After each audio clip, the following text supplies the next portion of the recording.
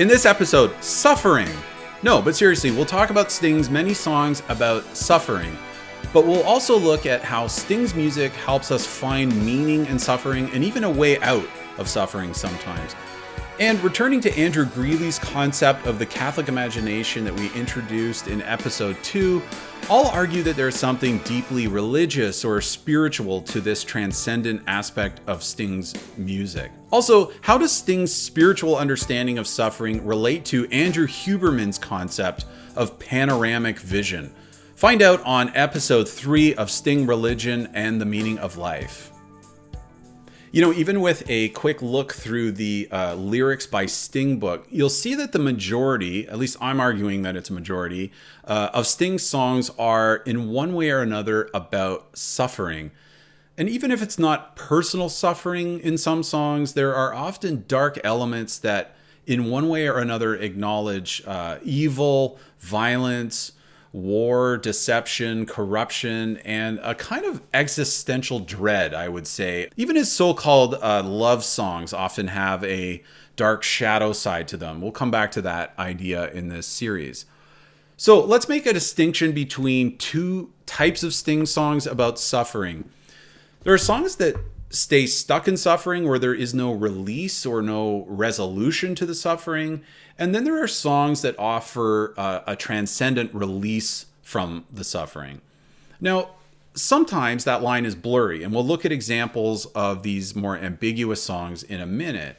But generally speaking, you could say that the first category of these songs offers no bridge out of the suffering. The character in the song has no hope, in other words. Whereas in the other category, the songs offer some kind of shift, maybe in the chorus, but often in the bridge of the song towards the end, where a way out of the suffering is revealed.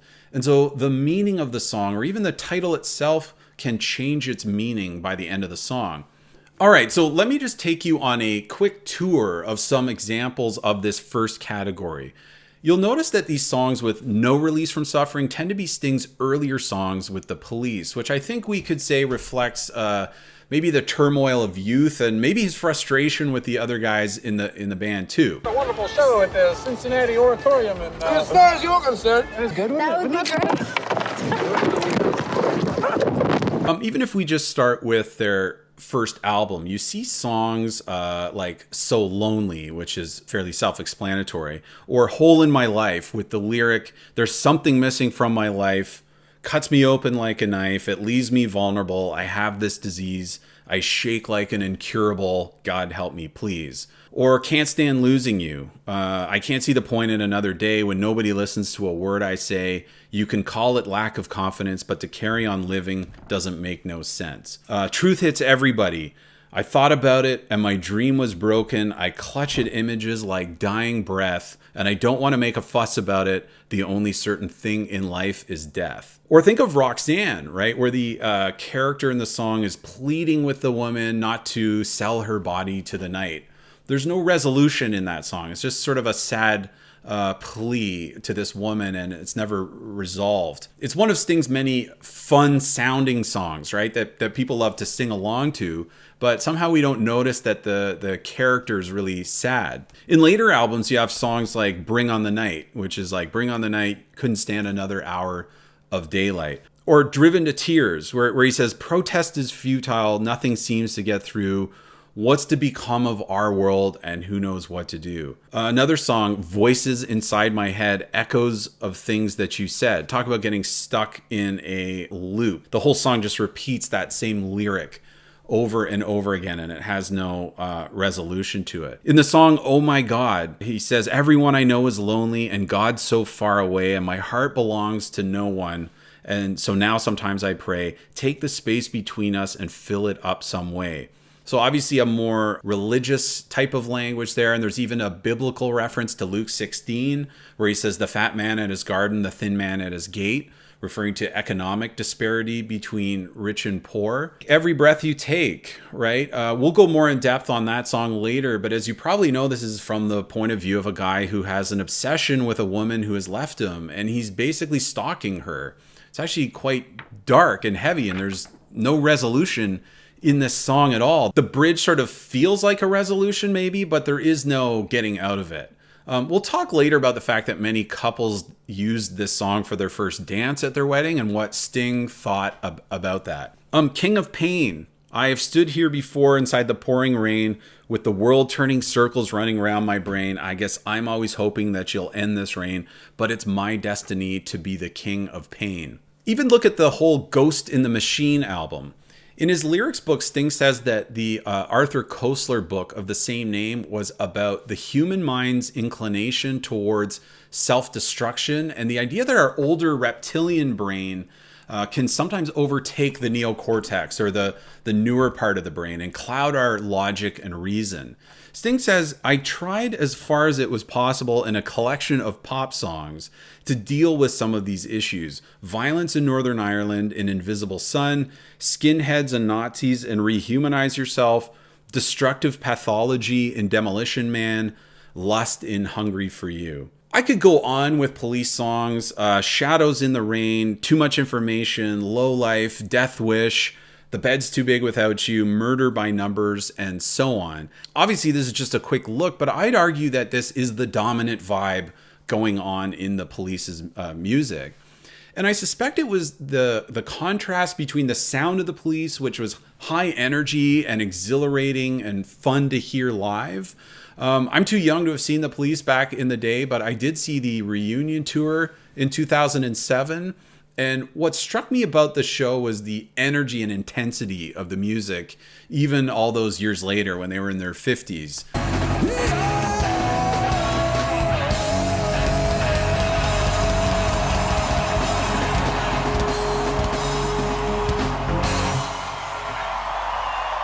But the themes of the songs of the Police were actually really painful.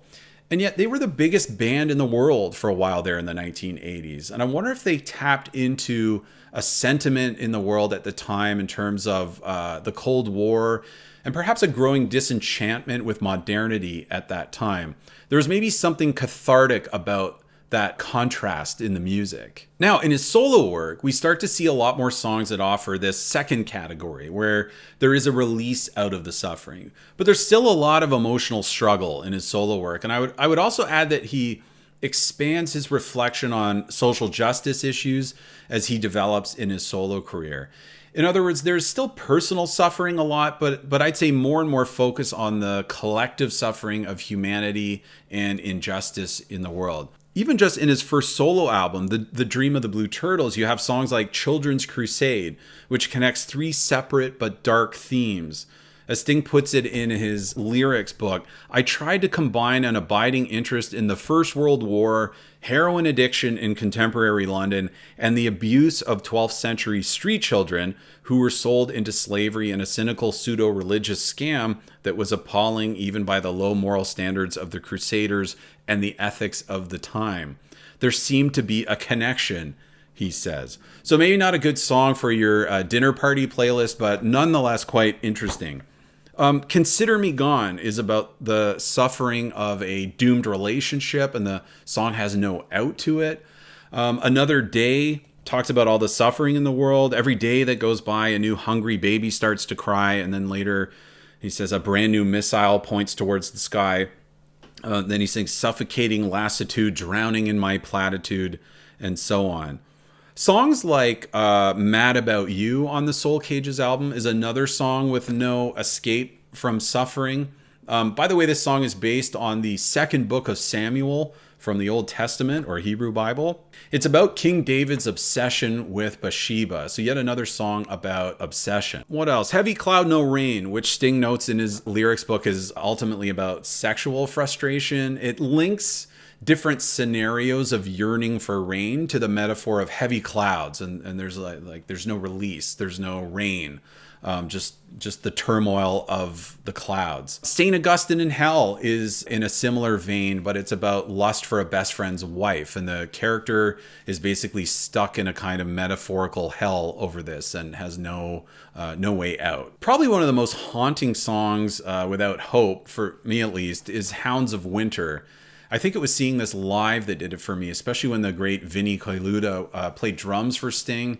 It's an incredibly dramatic song when you hear it live, and it's about the character being abandoned by his woman, and that's tied in with old age and impending death and cold winter and the hounds of winter howling in the wind.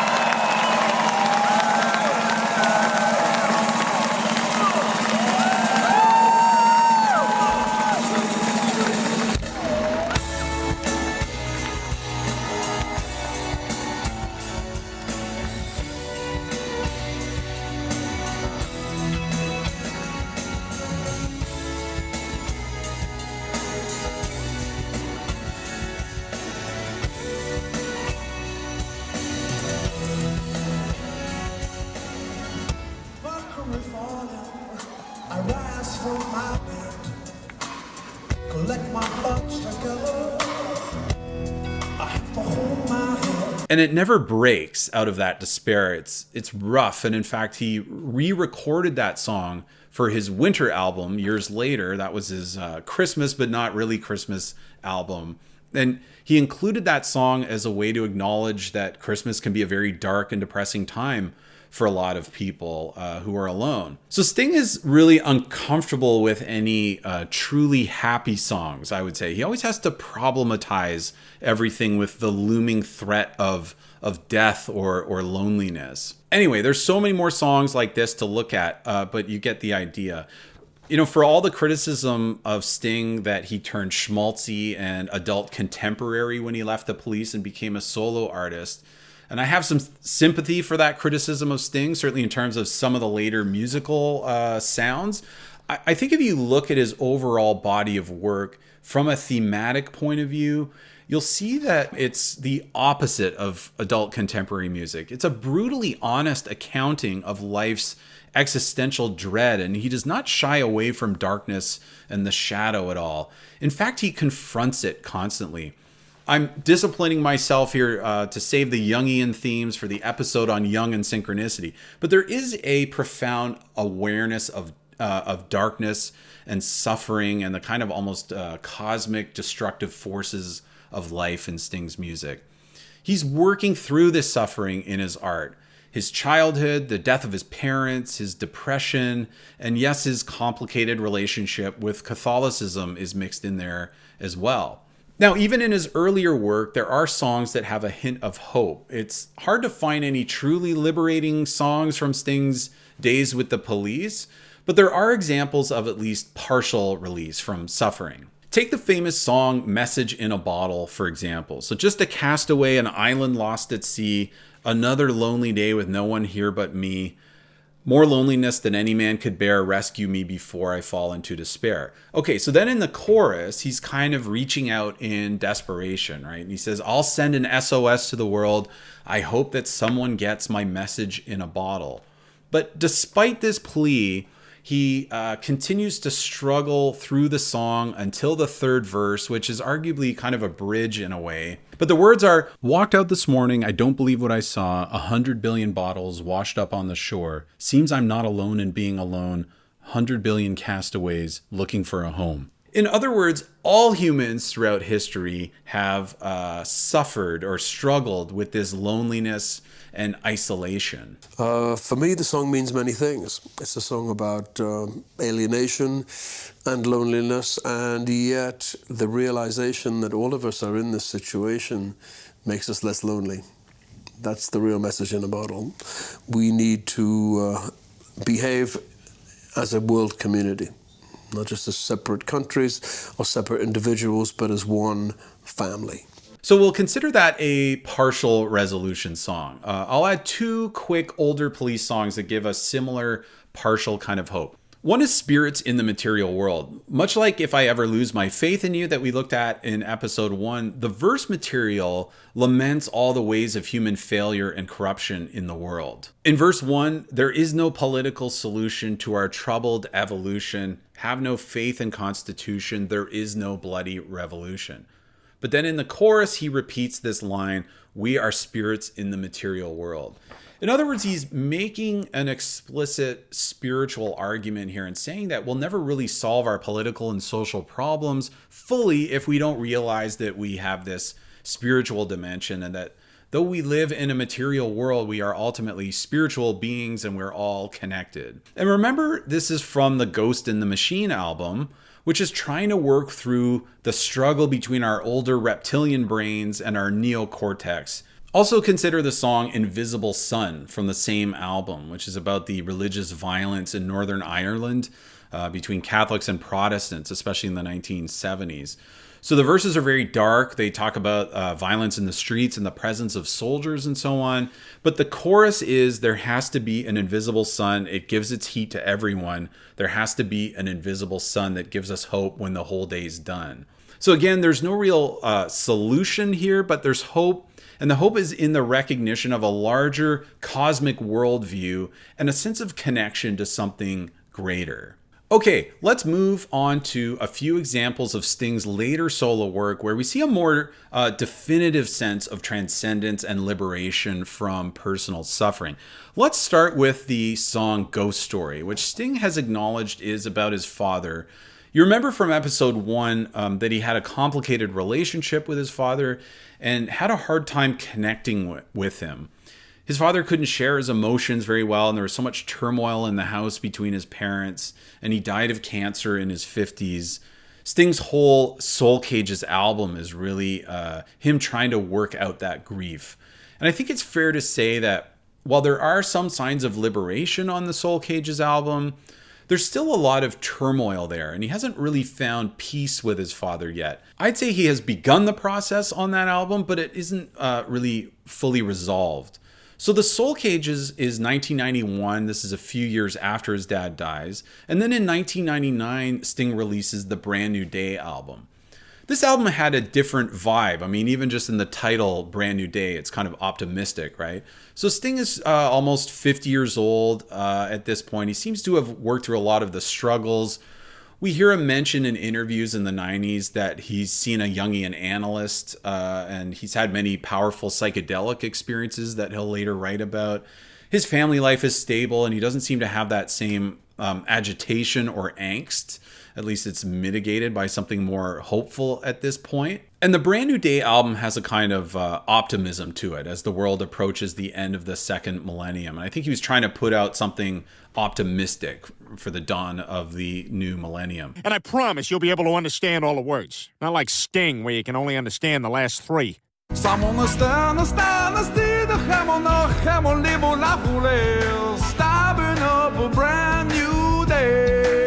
All right, so that's the context of Ghost Story. So the song begins, I watch the western sky, the sun is sinking, the geese are flying south, it sets me thinking, I did not miss you much, I did not suffer, what did not kill me just made me tougher.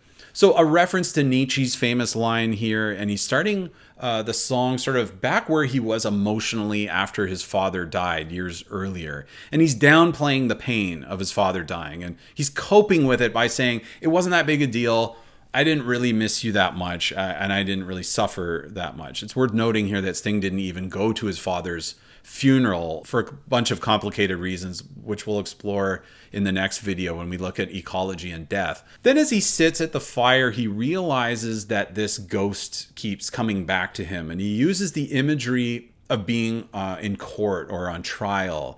And he's being asked this same old question, he says, which we might read as his unconscious saying, hey, maybe your father's death was a big deal and you're dismissing it. But you can see him in the lyrics saying, no, he's denying it and he's pushing it away. Another winter comes, his icy fingers creep into these bones of mine, these memories never sleep. And all these differences, a cloak I borrow, we kept our differences, why should it follow that I must have loved you? So he's dealing with the pain here by saying, I don't even think I loved you. Why would it follow that I must have loved you? But then we get to the bridge of the song and notice the cosmic big picture being invoked here. What is the force that binds the stars? I wore this mask to hide my scars. What is the power that pulls the tide? I never could find a place to hide. What moves the earth around the sun? What could I do but run and run and run? Afraid to love, afraid to fail, a mast without a sail. Okay, so this is like the peak of his suffering, right? And it's where he gives up finally. He gives up running, and he just gives in to the ghost that keeps visiting him.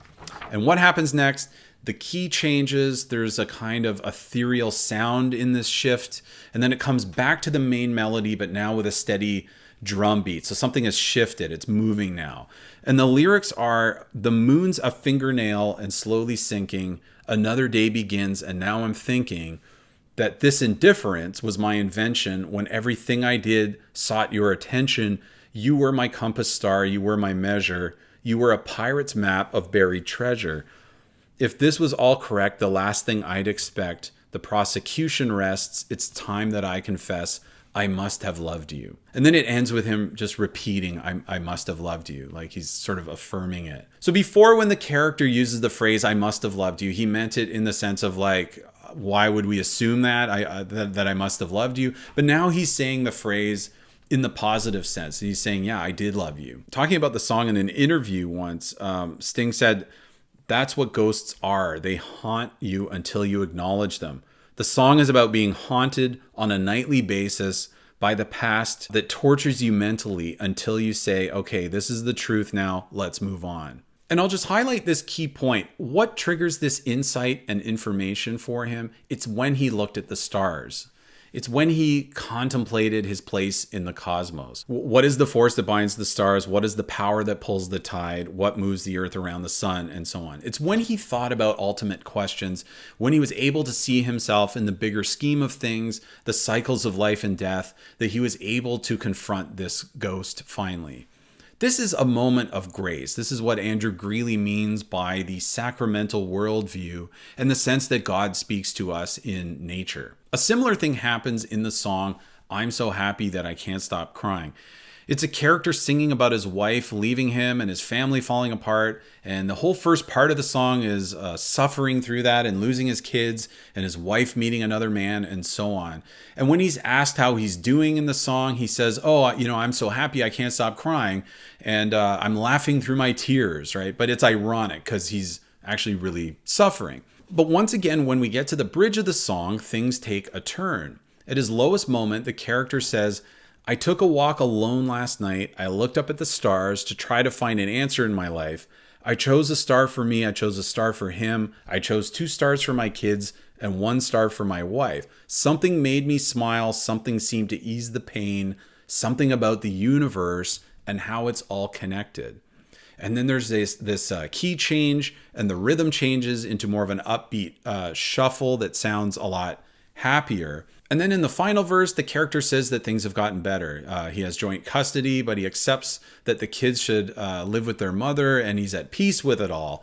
And then he sees a friend who says, you look like you're doing better. And the character says, everybody's got to leave the darkness sometime. So he's broken out of his suffering. The ongoing dissonant chords at the end of the song perhaps imply some ongoing trauma, but the character has definitely had a breakthrough. And once again, it was in his encounter with the vastness of the cosmos, in this case, picking out a star for everyone in his family and realizing how it's all connected. He has projected his microcosm onto the macrocosm, and it's given him healing to see this big picture. He's had a moment of sacramental grace, in other words. Okay, now consider a song called Fill Up.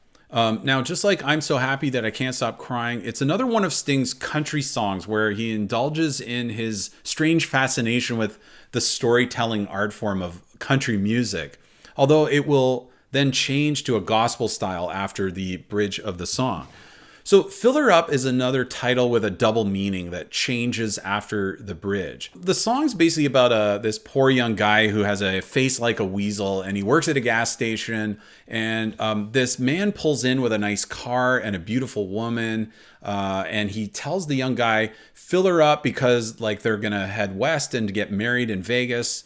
By the way, the guy singing the part of this driver is James Taylor in a random sort of cameo appearance, but you'd hardly know unless you look at the liner notes. But the young guy working at the gas station sees this guy and he thinks, man, I wish I could do that for my girlfriend. But his life is aimless and his boss hates him. And in one verse, he says, "See those taillights heading west. I got no money to invest. I got no prospects or education. I was lucky getting a job at this gas station." And then he says, "I'm going to take my baby one day. I'm going to fill her up and head west. I'm going to find some money, all right." So he's desperate to make this happen. And then he realizes he could just take the money from the gas station cash box and maybe the boss wouldn't even notice. In the lyrics, he says, "Let's consider this just a loan. I can sort it out later on the phone." But it's sort of implied he's not going to sort it out later on the phone. So he takes the money and he leaves to go get his girl and whisk her away. And once again, we get to the bridge of the song, which says, "And as I head through the woods on the way back, the evening sun is slanting through the pine trees real pretty," country talk. And it's like I've walked into a glade of heaven and there's music playing. This money is cold in my hand and a voice somewhere is saying, "Why would you want to take that stolen thing? And what real happiness can it bring?" So the character is at a pivotal moment now, and he walks into a glade of heaven, which means like a clearing. And he hears a voice warning him, this is not a good way to start your marriage, right? And so after this bridge, you hear these angelic voices for a moment. It's like medieval choral music for a second. And then this gospel choir comes in and they sing, "You're going to fill her up with sadness. You're going to fill her up with shame. You're going to fill her up with sorrow before she even takes your name." And it goes on and on with more and more bad things that he's going to fill her up with, right? And then, so after a while, this Sting's voice comes back in and he sounds like a Southern preacher now. And Sting says, "You got to fill her up with Jesus. You got to fill her up with life." And now the band comes in full volume with a new tempo and rhythm. The song has gone from a simple country music song about a broke gas station attendant to a kind of gospel revival.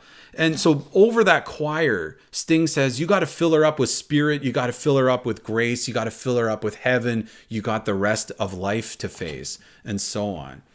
So the meaning of fill her up has now gone from filling up his gas tank to giving his wife a fulfilling life that's based on truth and honesty. And Sting has weaved together the country genre with gospel and a side of jazz by the end of the song when they start jamming. And he's used a sort of Southern Baptist preacher vibe to convey this morality play. Now, the character hasn't solved his main problem yet in the song. He'll probably give this stolen money back and return to the job that he hates.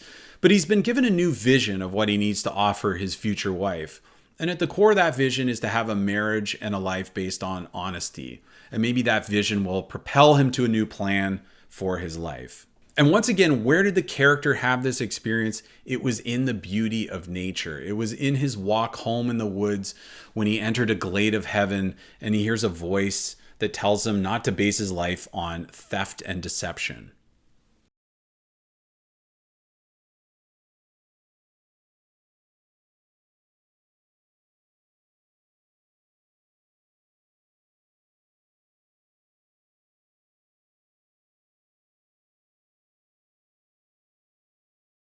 You know, there are interesting studies that have come out in the last few years on what happens when we change our field of vision.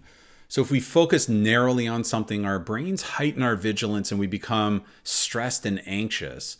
But when we widen our gaze, we activate a part of the brain that reduces stress. Andrew Huberman has talked about this on his podcast a few times, and he has popularized the term panoramic vision. So if we look up or look at a horizon, our visual system relaxes its threat scanning mode. So he says if you want to drop your stress level, you should look at broad vistas or look up at the night sky or go for a walk and take in a big picture. So for instance, if we are very relaxed, our pupils change, or the shape of our lens changes such that we actually have dilated vision. We see the entire environment we're in, so-called panoramic vision. When we are stressed or we are excited about something, the pupils dilate, the shape of our lens changes, literally the optics of our eye changes, and the information about the outside world that's delivered to the rest of our brain and body changes. The aperture of our experience, our entire experience, shrinks. We get so-called soda straw view of the world. We're looking through soda straws, essentially, when we are alert or stressed. If you look forward and you expand your field of view, so you kind of relax your eyes so that you can see as much of your environment around you as possible, to the point where you can see yourself in that environment. What you do is you are turning off the attentional and, believe it or not, the stress mechanisms that drive your internal state towards stress. This is why when you go to a vista or you view a horizon, it's very relaxing, because you naturally go into panoramic vision. When you are indoors, you're looking at your phone, you're looking at a computer or a camera or something of that sort, or you're talking to somebody or an intense conversation, you may not notice it, but your entire visual field shrinks to a much smaller aperture. And that drives an increase in alertness in internal state. And we sometimes call that stress if it's a negative experience. There's something profound here in this idea of panoramic vision that I think relates to some of the Sting songs that we've just looked at. And I think it goes beyond just the physiology of the eye or the brain. I think there's a spiritual aspect to panoramic vision. You know, whether the character looks up at the night sky or walks into a heavenly clearing in the forest or contemplates the movement of the planets, it's this panoramic vision that triggers the moment of grace, that changes the way the character sees his problems. There are some very concerning trends in our culture right now. We see signs of a loss of meaning and purpose, increased mental health problems, especially amongst young people, and there is a significant amount of research to show that our increasingly digital lives are at least a part of these trends.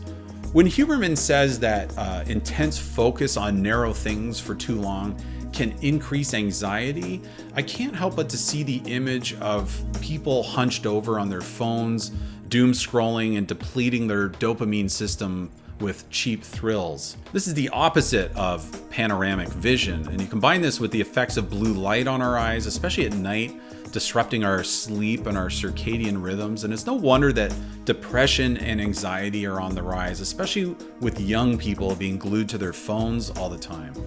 What spiritual effect is this having on us? Are we losing touch with the rhythms of nature and the night sky and the changing of the seasons and the numinous? And are we therefore limiting our ability to experience this sacramentality?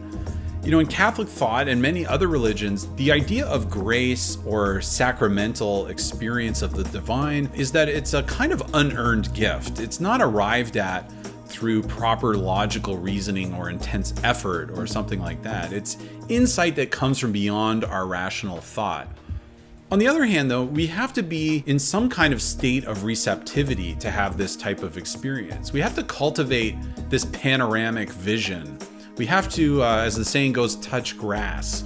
And we have to be open to what nature can communicate to us through its spontaneity and the things that come to us from the unconscious through the symbolic world of dreams and intuitions. Sting's music keeps us tethered to this symbolic world, I would say, and I wonder if that's what the purpose of music has traditionally been in our ancestral history. Beats and rhythms and chanting and storytelling all were meant to orient us beyond our mundane problems to a larger transcendent or panoramic vision of meaning. And to bring this back to our theme of suffering, when Andrew Greeley talks about finding grace everywhere in nature and in all the beauty of life, he's not just talking about pleasure and all the nice things of life and beautiful things in nature. He's also talking about suffering and pain. He says, the Catholic sensibility, I suggest, finds grace in limitation, fragility, mortality. It comes up against the wall of perplexity which surrounds our condition and backs away, sad but hopeful because it strongly suspects there is something beyond that wall. Now, you don't have to believe in a literal Christian view of heaven to connect with this. You can think of it as the idea that there is some kind of meaning behind our suffering. There's a point to it, and if it's embraced the right way, it can be transformative. And just like the characters in the songs we reviewed, it's in our brokenness and our vulnerability and our suffering that we usually encounter grace. Greeley also wrote that Catholic artists and writers tend to hunger for the salvation of their characters. And I think we saw that in some of the songs we looked at in this video.